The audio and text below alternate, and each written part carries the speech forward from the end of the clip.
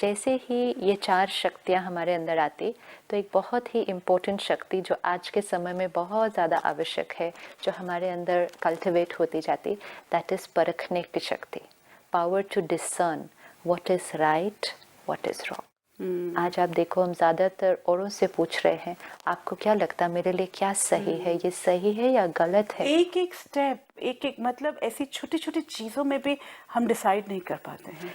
Decide इसलिए नहीं कर पा रहे क्योंकि पहले परख नहीं पा रहे। सी, डिसीजन मेकिंग पावर से पहले कौन सी पावर आती है? परखने की पावर। जैसे ही आपने परख लिया तो डिसीजन तो हो गया ना, लेकिन परखना कि क्या सही है क्या गलत है, तो ये जो शक्ति है ये बुद्धि की शक्ति है। तो गायत्री देवी, इसको बुद्धि की देवी कहा जाता है। It is the symbol for power to discern, power to discriminate, what is right, what is wrong, I should be able to discriminate. Gayatri Devi के सिंबल को, चित्र को अगर हम देखें तो एक हाथ में चक्र दिखाते हैं, वो जो कॉन्स्टेंटली स्पिन होता है, और दूसरे हाथ में शंख दिखाते हैं। तो परमात्मा आकर हमें ये समझाते कि ये चक्र कौन सा है, और वो कॉन्स्टेंटली स्पिनिंग। तो ये कॉन्स्टेंटली स्पिनिंग जो चक्र है, this is the discus of self realisation, जिसको परमात्मा बताते स्वदर्शन चक्र। आज सारा दिन हम दर्शन तो कर रहे हैं, लेकिन ज़्यादातर हम औरों का दर्शन कर रहे हैं।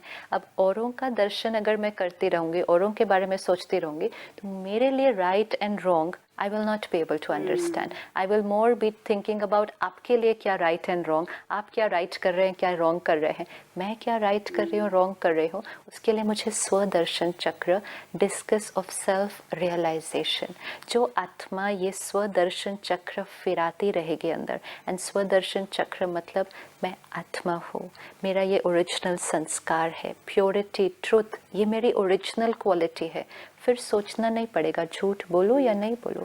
ये बात झूठ बोले बिना हो सकती, नहीं हो सकती। स्वदर्शन चक्र फिराया नहीं था ना। अगर ये स्वदर्शन चक्र फिराया होता कि प्योरिटी इज माय संस्कार, peace is my nature, then I don't have to sit and think. It will not take me time to choose कि ये करूं या ऐसे करूं. I just know who I am and that will flow naturally. तो जो आत्मा स्वदर्शन चक्र फिराएगी उसकी परखने की शक्ति बहुत नेचुरल, एक्यूरेट चलेगी, और स्वदर्शन चक्र फिरा के राइट और रॉन्ग में डिस्क्रिमिनेट करेगी। उस आत्मा के हाथ में शंख इसलिए दिखाया कि फिर वो आत्मा जो बोलेगी उसका हर शब्द सही समय पर होगा। एंड वो जो सही शब्द सही समय पर होगा वो अन्य आत्माओं के लिए कल्याण के लिए ही होगा। शंखनाद है, तो वो गायत्री के हाथ में दिखाया जाता है, डिस्कस एंड शंख दोनों। गायत्री देवी को हमेशा हम हंस के साथ दिखाते हैं। तो हंस वो प्रतीक है कि हंस हमेशा मोती चुगता है और पत्थर को किनारे करता है। तो जो बुद्धि दिव्य बुद्धि बन जाएगी वो हमेशा ज्ञान के मोती को चुगेगी, और जो व्यर्थ बातें होंगी, नेगेटिव बातें होंगी, नेगेटिव थॉट्स होंगे, उनको किनारा करेगी। तो परमात्मा भी हमेशा कहते कि अपनी बुद्धि को हंस बुद्धि बनाए, जो सही बात को परख ले और व्यर्थ बात को किनारा कर ले। तो हमेशा इमेज हमें जो अपनी बुद्धि में अब रखना है वो है गायत्री देवी। जैसे ही पावर टू डिसर्न कल्टिवेट होगा कि मेरी परखने की शक्ति ठीक हो जाएगी, तो ऑटोमेटिकली अगली शक्ति कौन सी ठीक होगी? उससे डिसीजन ले पाऊंगी इमीडिएटली, टाइम ही नहीं लगेगा। आजकल हम कहते हैं डिसीजन लेने की बात अगर हम करें तो हम लोगों को परखते हैं।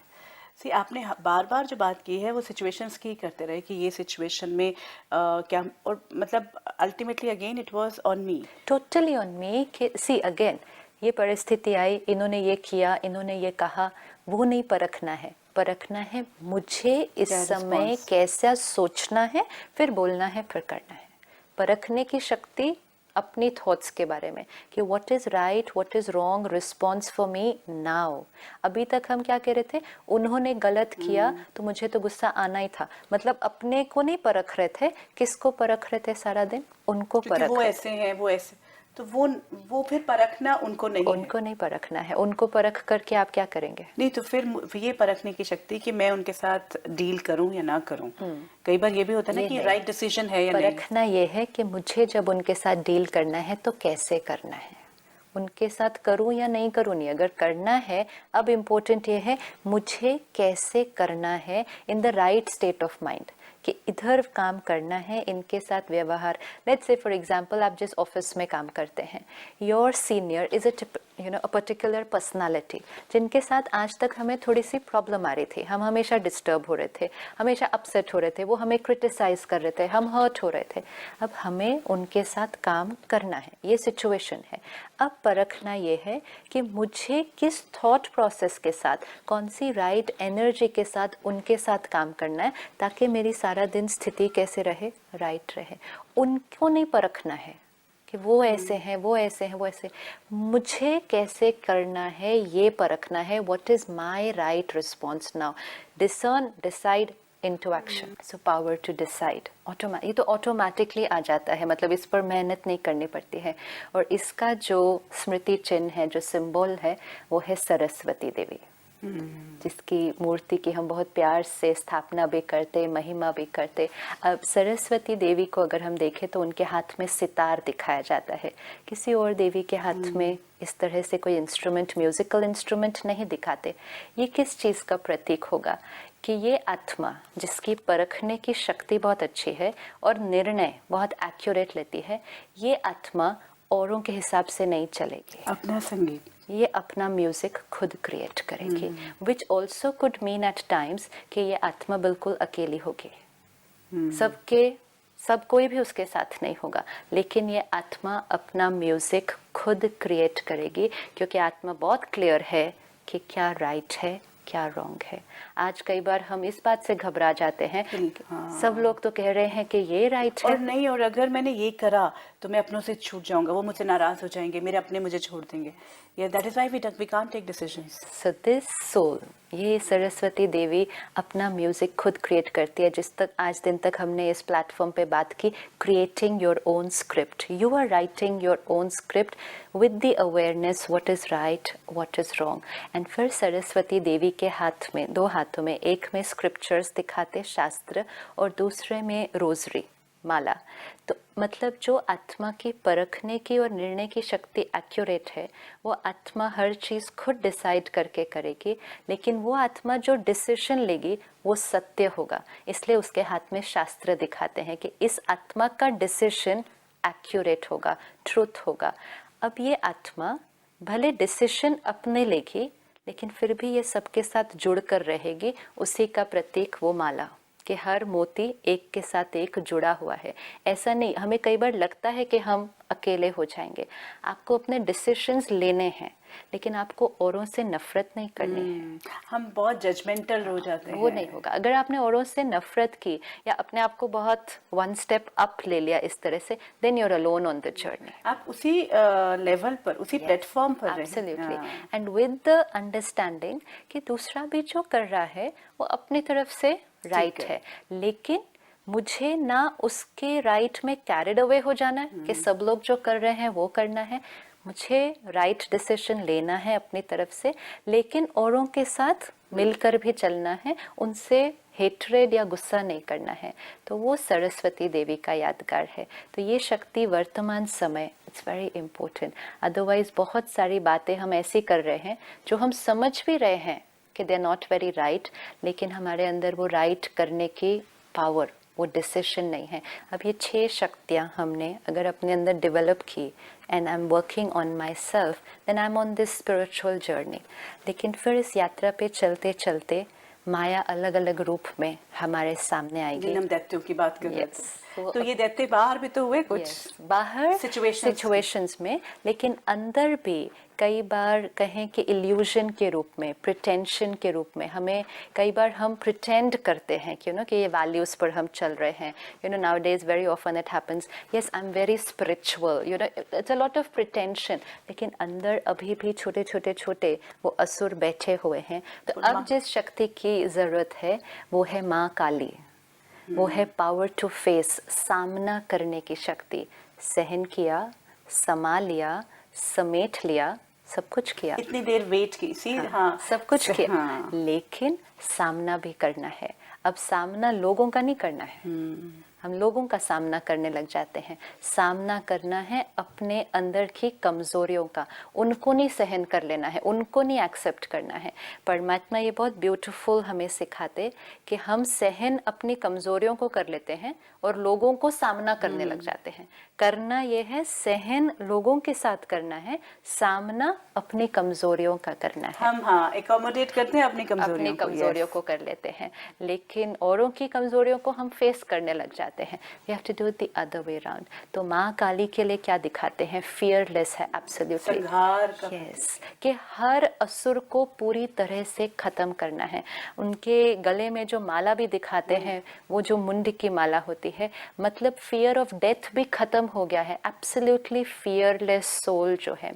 और उनके हाथ में जो वो दिखाते हैं कि एक असुर की मुंडी है और खून थोड़ा थोड़ा ड्रिप कर रहा है, और कहते हैं कि वो मुंडी को उसने खा लिया, उस असुर को। मतलब कि क्योंकि दिखाते कि वो जो असुर है उसका एक एक खून का ड्रॉप जब गिर रहा था तो वो असुर मल्टीप्लाई हो रहा था। So she ate up that demon ताकि वो मल्टीप्लाई होना बंद हो जाए। Who is going to do this? किसके अंदर असुर आज मल्टीप्लाई हो रहे हैं? हमारे अंदर मल्टीप्लाई हो रहे हैं। तो हमें बॉडी कॉन्शियस को, ईगो को पूरी तरह से ऐसे फिनिश कर देना है, उस एक डीमन को ऐसे खा लेना है कि उस एक डीमन से जितने डीमंस हमारे अंदर मल्टीप्लाई हो रहे थे वो बंद हो जाते हैं। वो है माँ काली। इस शक्ति को इमर्ज करके हमें इससे यस, फेस करो अपने विकारों को। किसी भी एक विकार को स्वीकार नहीं करो, एक्सेप्ट नहीं करो, टॉलरेट नहीं करो, लड़ो उनके साथ, सामना करो उनका और उनका पूरी तरह से विनाश करो, फिनिश करना है उनका। एंड जैसे ही हम ये करते हैं और हमारे अंदर ये सफाई होने लग जाती है, तो जो 8वीं शक्ति आत्मा के अंदर डेवलप होती है वो है सहयोग करने की शक्ति, पावर टू कोऑपरेट। जब आपका अपने लिए आपका कोई अपना पर्सनल एजेंडा नहीं रहा, अंदर सब क्लीन हो गया है, आपके सारे विकार फिनिश हो रहे हैं, तो फिर औरों के साथ सहयोग करके चलना ये बहुत नेचुरल हो जाता है। और इसका जो सिंबल है वो है लक्ष्मी देवी। लक्ष्मी, यस, लक्ष्मी तो प्रॉस्पेरिटी की है। यस, उनका जो आसन भी दिखाते हैं, she surrounded by lotus flowers. आसन भी लोटस है, हाथ में भी कमल है, और हाथों से वो सोने की मुद्रिकाएं जैसे गिर रहे हैं, which is abundance of prosperity. Abundance है, जैसे अनगिनत है, बस लुटाती ही जा रही है, देती ही जा रही है। ये है सहयोग करने की शक्ति।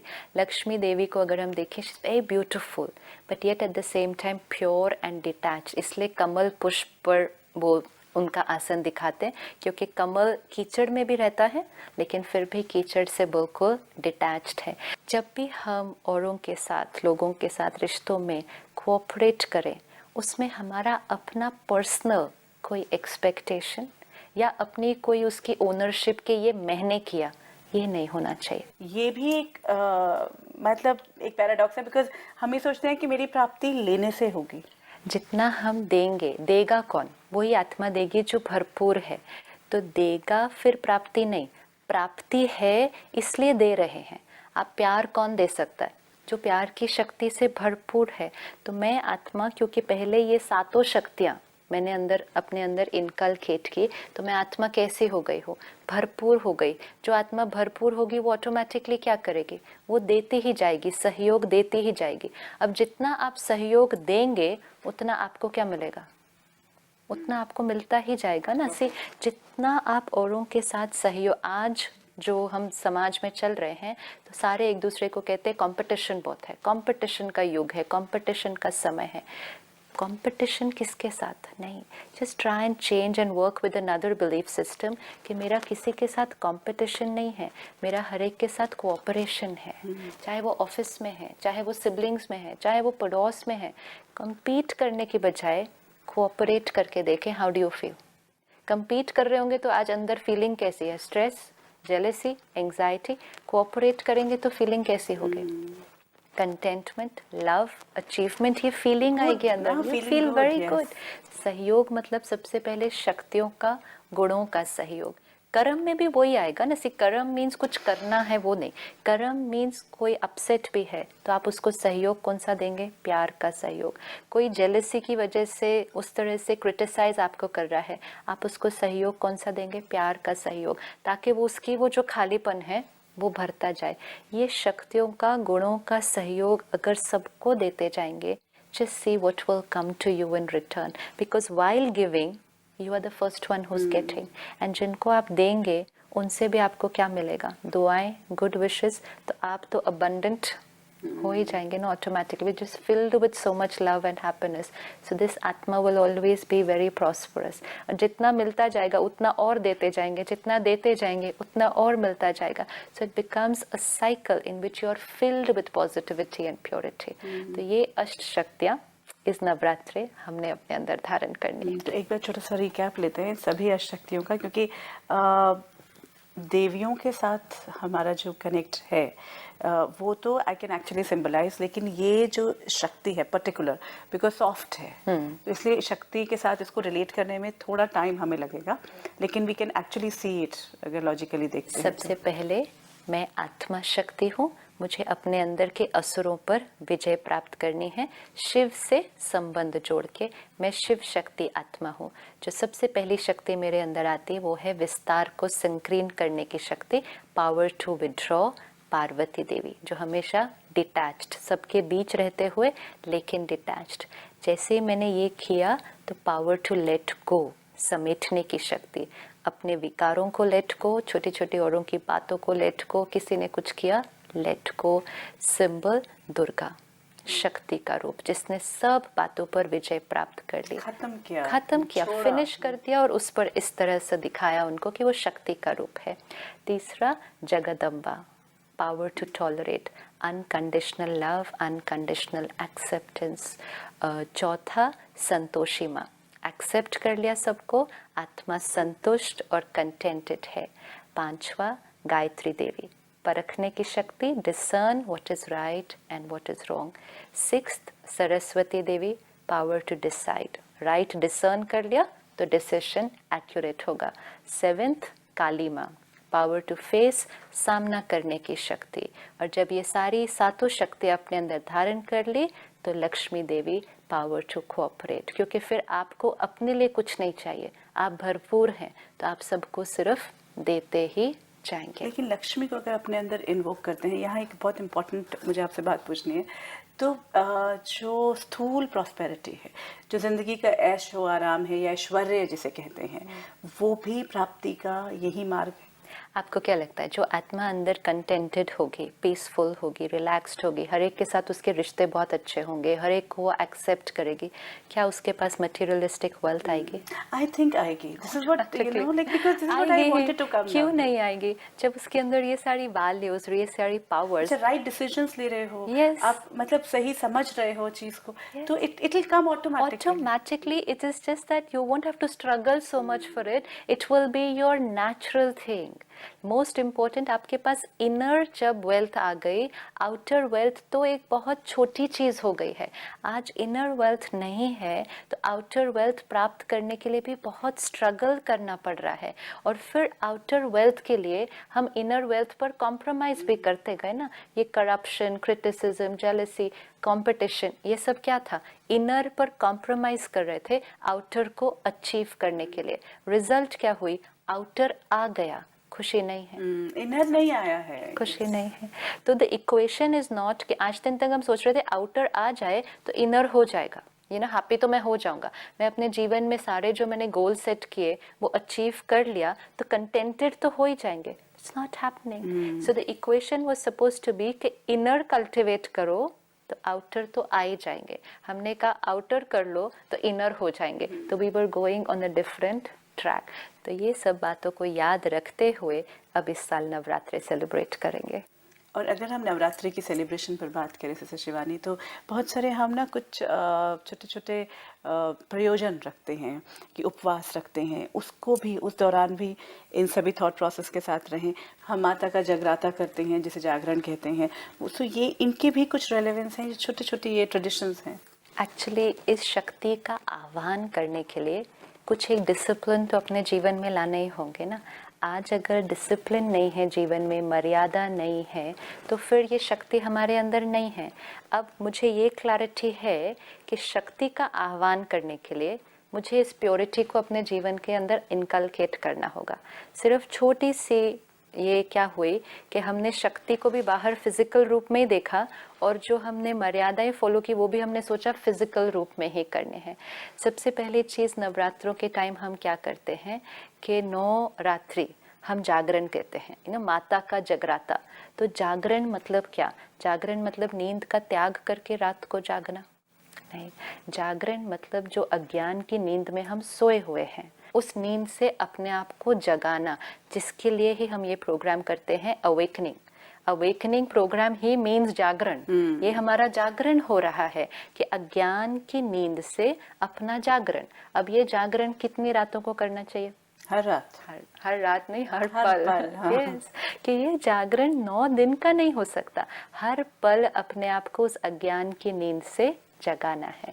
फिर इन 9 दिनों में अगर आप देखेंगे तो भाई बहनें उपवास रखते हैं। तो उपवास किस चीज़ का रख लेते हैं? भोजन का उपवास। भोजन का उपवास रखने से आत्मा में कैसे शक्ति आएगी? उपवास किसका रखना है? विकारों का उपवास, अपनी कमजोरियों का उपवास, उसका व्रत लेना है कि आज से मैं इन विकारों का व्रत लेती हूँ, प्रतिज्ञा करती हूँ कि ये विकार अब मेरे अंदर नहीं आएंगे। अब इसको भी कितने दिनों के लिए करना है? दैट्स अ क्वेश्चन मार्क, कि ये सिर्फ 9 दिन क्यों? और इन विकारों का व्रत लेने के लिए हमने फिर इन 9 दिनों में कुछ मर्यादाओं का पालन किया। ब्रह्मचर्य व्रत का पालन नवरात्रि के टाइम पर जरूर भाई बहनें करते हैं। सात्विक अन्न, प्याज, लहसुन, ये नवरात्रों के टाइम पर नहीं खाया जाता। अब हर एक अपने आप से पूछे कि ये 9 दिन हम प्याज लहसुन क्यों नहीं खाते हैं? तो कहेंगे माता को याद करना है ना, शक्ति का आह्वान करना है, तो 9 दिन सात्विक अन्न। अब फिर अपने आप से पूछें कि शक्ति का आह्वान सिर्फ 9 दिन? अगर ये पता है हमें कि इस शक्ति का आह्वान करने के लिए सात्विक अन्न की आवश्यकता है, तो सिर्फ 9 दिन क्यों? हर रोज क्यों नहीं? तो इसीलिए परमात्मा हमें जो सिखा रहे हैं अभी कि कोई भी चीज को एक दिन का त्योहार, 9 दिन का त्योहार तक नहीं सीमित रखो। हर दिन, हर पल मौज मनाओ, वो त्योहार को सेलिब्रेट करो और साथ साथ उसका इनर वर्क करते रहो। तो ब्रह्मचर्य, सेलिबेसी, प्योरिटी की धारणा। जब तक तन पवित्र नहीं तब तक आत्मा पवित्र नहीं हो सकती। और परहेज अन्न की भी। और फिर दीप जगाते हैं और ध्यान रखते कि वो ज्योति सदा जगती रहे। तो मैं आत्मा हूँ, ये ज्योति जगी है। जोत जली की नहीं, मतलब बिल्कुल। और ज्योति जगती रहनी चाहिए, बुझनी नहीं चाहिए। जैसे ही ज्योति बुझ गई मतलब हम फिर अज्ञान नींद में सो गए, हम फिर वो बॉडी कॉन्शियस में आ गए। तो वो मिट्टी का दिया और उसमें ज्योत, मतलब मिट्टी का ये शरीर, ह्यूमन बॉडी, एंड उसमें ये ज्योत, I the being, I the soul, ये मैं आत्मा हूँ, ये ज्योत सदा जगती रहे। तो वो शक्ति का आह्वान होता जाएगा। और फिर इस नवरात्रि के अवसर पर रास और गरबा भी होता है। जब आत्मा अपने अंदर ये शक्तियाँ कल्टिवेट कर लेगी तो फिर उसके औरों के साथ रिश्ते कैसे हो जाएंगे। तो अगर आपने कभी रास और गरबा देखा हो, it's a beautiful dance form जिसमें बहुत सारे लोग इकट्ठे ये डांस करते हैं भाई बहनें, लेकिन इतना परफेक्टली, इतना एक्यूरेसी से और हार्मनी में, एक का भी हाथ इधर से उधर गलत नहीं वेरी जाता। Well balanced, very well balanced, harmonious dance, बहुत एक्यूरेट।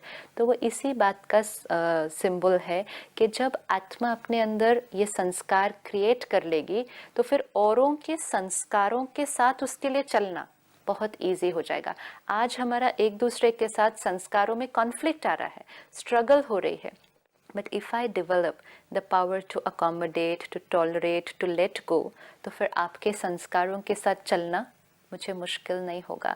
तो जो रास है वो हाथों की रास नहीं, वो संस्कारों की रास है कि हम एक दूसरे के साथ संस्कार हार्मनी में चले, जिसको हम कहेंगे harmony in relationships, not just harmony in the dance form. तो वो नेचुरल हो जाएगा कि आपके रिश्ते बहुत सुंदर इस तरह से मधुरता से चलेंगे। इन 9 दिनों के दौरान एक और बात है कि हमें पता है कि दुर्गा की एक प्रतिमा लगाते हैं, माँ दुर्गा की, और हमें पता है कि उनके रूप अलग अलग हैं, लेकिन हमारे पास जो प्रतिमा है वो एक ही है जिस पे हम कंसंट्रेट करते हैं। और आज दिन तक हम कहते आए कि माँ के अलग अलग रूप रूप है। हैं, तो माँ के अलग अलग रूप का अर्थ था आत्मा एक ही है, उस एक आत्मा की ये अलग अलग शक्तियाँ हैं।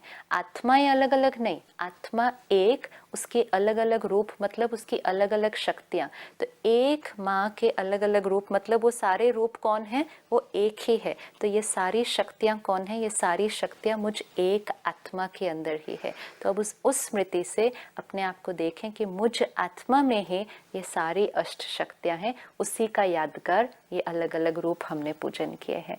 और नवरात्रों के टाइम अगर आप देखें तो सभी इसी लगन में रहते हैं कि बस माँ को याद करना है। इनफैक्ट यूजुअली ऐसा होता है शिवानी कि ना फिल्म देखने जा रहे हैं, ना किसी और इस तरह के लाइक सोशल इवेंट में जा रहे हैं, बल्कि सिर्फ सत्संग की बात होती है, माँ की बात हो रही है, माँ की कथा हो रही है, जागरण हो रहा है, पूरा 9 दिन, या गरबा या रास की बात है, तब भी पूरा टाइम उसी की याद में जो है। लेकिन उन 9 दिनों में क्या आप अपना नॉर्मल ऑफिस जाते हैं, नहीं जाते हैं, अपने परिवार का ध्यान रखते हैं या नहीं रखते हैं, अपनी रोल्स और रिस्पॉन्सिबिलिटीज़ को आप नहीं छोड़ते हैं, सिर्फ क्या करते हैं अपनी रोल्स और रिस्पॉन्सिबिलिटीज़ को प्ले करते हुए साथ में मन किसकी याद में है, उस देवी की याद में है। वही अब हम कर रहे हैं, दुनिया से डिटैच नहीं हुए हैं, दुनिया को नहीं छोड़ा है, अपनी रोल्स और रिस्पॉन्सिबिलिटीज़ को प्ले करते हुए आत्मा उस परमात्मा की याद में अगर रहे तो सारा दिन कैसा फील करेगा कि उसकी लगन में मगन है और व्यर्थ की बातों से छूटे हुए हैं। सात्विकता जीवन में अपना ली है, जो व्यर्थ और तामसिक चीजें हैं उनसे किनारा होते जाते तभी हैं। वो बोलते हैं कि हम खाने की भूख भी नहीं रखते, जितने 9 दिन के व्रत रखते हैं, कई बार तो एक लौंग पे एक लौंग एक दिन में खाते हैं लोग, और वो 9 दिन निकाल देते क्योंकि हैं। आत्मा इतनी मगन है ना उसकी याद में, वो याद से इतनी प्राप्ति हो रही है कि कर्म इंद्रियों की प्राप्ति की आवश्यकता आपको नहीं थी।